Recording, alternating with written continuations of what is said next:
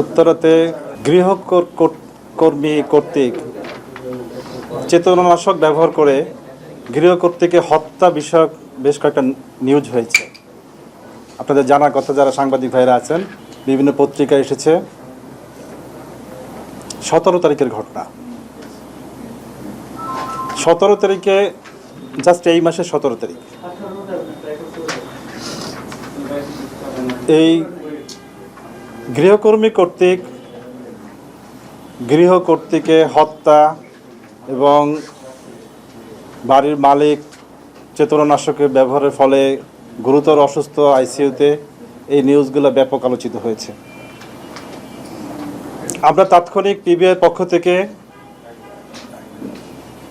জনস্বার্থ এবং গুরুত্ব বিবেচনা করে মামলাটি উত্তরা পশ্চিম থানা থেকে সউদ্যোগে অধিগ্রহণ করেছি এবং তাৎক্ষণিকভাবে ছায়াতদন্ত শুরু করে আমরা এই ঘটনাকে রহস্য উদ্ঘাটনের জন্য ব্যাপক তৎপরতা শুরু করি। আমাদের সাথে থানা পুলিশ, সিআইডি, ডিবি, অন্যান্য টিমগুলো কাজ করতেছিলেন।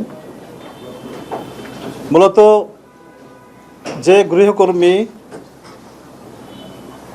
এই ঘটনাটা ঘটিয়েছে, আমরা পরে তার নাম উদ্ঘাটন করতে পেরেছি। তার নাম বিলকিস। প্রকৃতপক্ষে 17 তারিখের যে ঘটনাটা, তার 2 দিন আগে ওই পরিবারে এই গৃহকর্মীর নিয়োগ হয়। গৃহকর্মী নিয়োগের সময় তার নাম ভুল অথবা মিথ্যা দিয়েছে। বাড়ির কেয়ারটেকার কাছে বলেছে মমতাজ, এবং ওই বাসায় ভিকটিমের পরিবারে সে তার নাম বলেছে মারুফা। 14 তারিখে নিয়োগের পরের দিনই গৃহের যে ছোট ছেলে, তার স্ত্রী সহ সে তার শ্বশুরবাড়িতে চলে যায়। বাড়িতে থাকে শুধুমাত্র ভিকটিম আয়েশা আক্তার 62, যিনি মৃত্যুবরণ করেছেন, এবং তার স্বামী আনোয়ার হোসেন। এবং এই সুযোগকে কাজে লাগিয়ে গৃহকর্মী সে গুরুতর চেতনানাশক মেডিসিন ব্যবহার করে বাসা থেকে স্বর্ণালঙ্কার সহ বিভিন্ন জিনিস লুটপাট করে নিয়ে যায় এবং সে গা ঢাকা দেয়। সন্ধ্যা নাগাদ পরিবারের বড় ছেলে সে বাবাকে ফোন দেয়, কিন্তু বাবা ভালোভাবে কথা বলতে না পারায় সে দ্রুত বাসায় চলে আসে। বাসায় এসে তার মাকে অত্যন্ত নিথর অবস্থায় দেখতে পান এবং বাবাকে মুমূর্ষু অবস্থায় দেখতে পান। সে দ্রুত তড়িঘড়ি করে হসপিটালে নিয়ে যান। উত্তরাতে লুবানা হসপিটাল আছে, আপনারা জানেন। লুবানা হসপিটালে তাদেরকে অ্যাডমিট করে, কিন্তু হসপিটালে নেওয়ার পরে হসপিটাল কর্তৃপক্ষ তার মা আয়েশা আক্তার নিহত বলে জানান এবং তার বাবা আনোয়ার হোসেনকে আইসিইউতে ভর্তি করা হয়।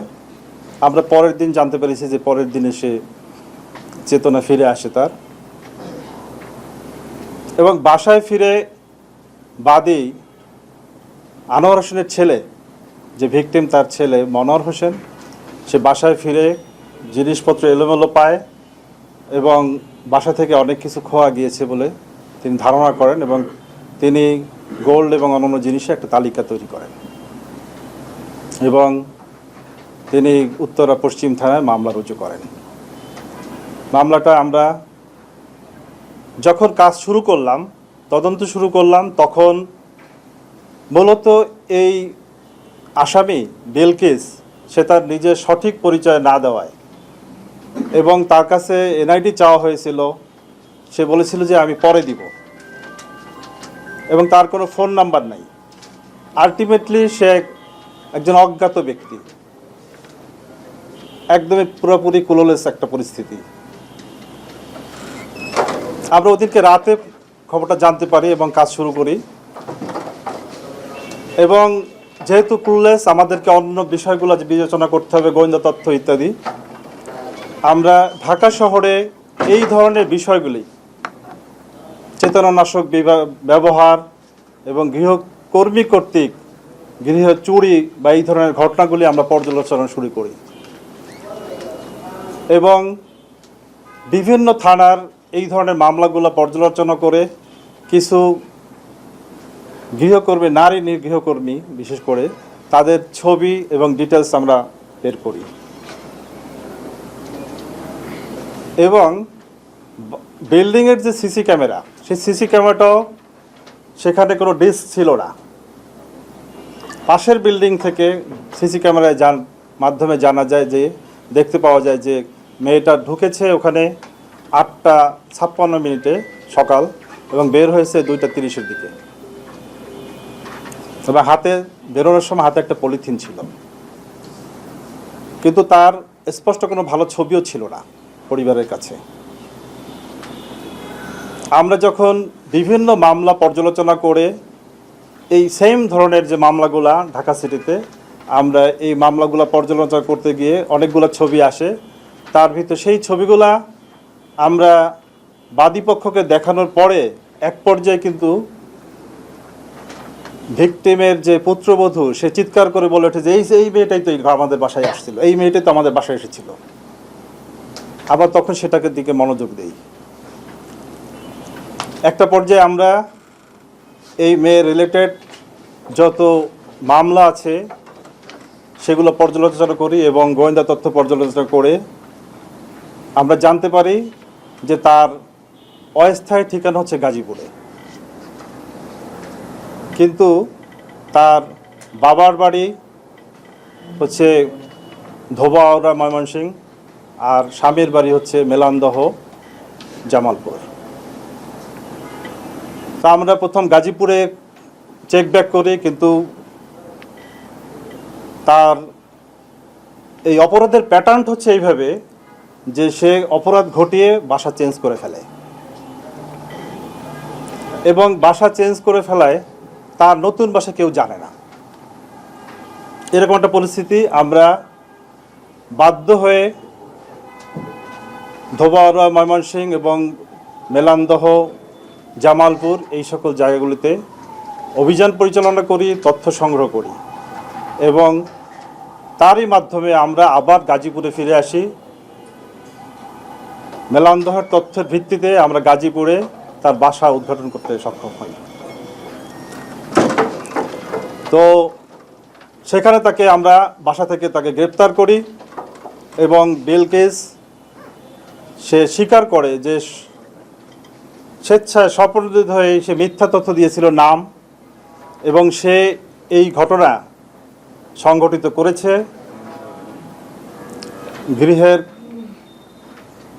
গৃহ যে কর্ত্রী এবং তার যে হাজব্যান্ড, তাদেরকে সে চেতনানাশক ব্যবহার করেছে, সে ট্যাবলেট ব্যবহার করেছে এক ধরনের, এবং সেইভাবে লুটপাট করেছে এবং সেগুলা গোল্ডগুলা কোথায় বিক্রি করেছে ইত্যাদি তথ্য সে আমাদেরকে দিয়েছে।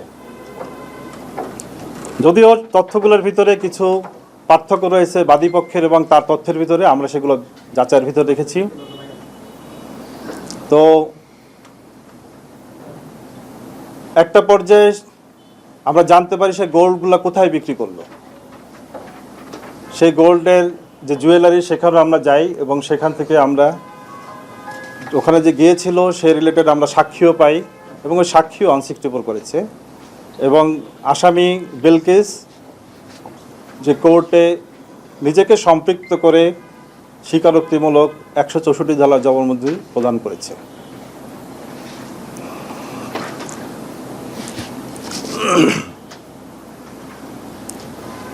আমরা এরপরে গোল্ডের বিষয়ে এবং অন্যান্য বিষয়ে খোঁজখবর নিয়েছি এবং যে দোকানে সে বিক্রি করেছিল তারা অস্বীকার করলো সেখানকার একজন আসামি আমাদের কাছে গ্রেপ্তার রয়েছে এবং তাকে কোর্টে উপস্থাপন করা হয়েছে। আমরা জানি যে গৃহকর্মী অত্যন্ত প্রয়োজনীয় একটা বিষয়, শহরে জীবনের প্রায় প্রতিটা পরিবারে এটা রয়েছে। আমরা মনে করি অত্যন্ত প্রয়োজনীয় একটা বিষয়। কিন্তু রিসেন্ট সময়টিতে আপনারা জানেন যে গৃহকর্মী কর্তৃক আমাদের রিসেন্ট সময়ে 2 জন মা এবং মেয়ের নিহত হলো মোহাম্মদপুরে, এবং এই ধরনের ঘটনা রিপিটেশন হচ্ছে। আমরা সেই জন্য দেশবাসীকে এবং সকল সচেতন নাগরিকের দৃষ্টি আকর্ষণ করছি যে বিশেষ করে যখন আপনারা গৃহকর্মী নিয়োগ দিবেন তাদের আইডিটা নিশ্চিত করবেন, এনআইডি সংরক্ষণ করার চেষ্টা করবেন, সেটা নিশ্চিত করবেন। অনেক সময় এনআইডিগুলো ফলস ফেব্রিকেটেড হয়, এবং তাদের ছবি রাখার চেষ্টা করবেন, তাদের পরিচিত নিকটজনদের সম্পর্কে ভেরিফাই করবেন, যাতে করে এই ধরনের ঘটনা পুনরাবৃত্তি বাংলাদেশে না ঘটে। পুলিশ ব্যুরো অফ ইনভেস্টিগেশন আধুনিক প্রযুক্তি নির্ভর, তথ্য প্রযুক্তি নির্ভর একটি আধুনিক সংস্থা, তদন্ত সংস্থা, আপনারা জানেন। আমরা আপনাদের সাথে প্রতিশ্রুতি করতে চাই, অপরাধী যেই হোক না কেন তাকে আমরা আইনের কাঠগড়ায় দাঁড় করতে বদ্ধপরিকর। আমরা সাংবাদিক ভাইদের সহযোগিতা কামনা করি। আমরা আশা করি আপনারা লেখনের মাধ্যমে আমাদের সহযোগিতা করবেন এবং তথ্য উপাত্ত দিয়ে আমাদেরকে সহযোগিতা করবেন, এবং আমাদের ছোটোখাটো যে অ্যাচিভমেন্ট এগুলিকে জাতির সামনে সুন্দরভাবে তুলে ধরবেন। তাকে জিজ্ঞাসাবাদে তিনি বলেছেন যে পানির সাথে সে এই ট্যাবলেট গলিয়ে 10টা ট্যাবলেট গলিয়ে সে এগুলোকে গৃহকর্ত্রী এবং তার হাজব্যান্ডকে খাইয়েছে, এবং আমরা তার ব্যাগের ভিতর থেকে ওই ট্যাবলেটের স্ট্রিপটা পেয়েছি, খালি স্ট্রিপটা। এটা আমরা জব্দ করেছি, কারণ এটা একটা গুরুত্বপূর্ণ আলামত। আর যে বিষয়টা বললেন সেটা হলো, আমরা বিভিন্ন তদন্তের মাধ্যমে জানতে পেরেছি এই গৃহকর্মীর বিরুদ্ধে আরও 5টা সেম ধরনের মামলা রয়েছে বিভিন্ন থানাতে। তালিকাটা আমরা আপনাদেরকে দিয়ে দিয়েছি, আপনারা আমাদের স্ক্রিপ্টের মধ্যে পাবেন।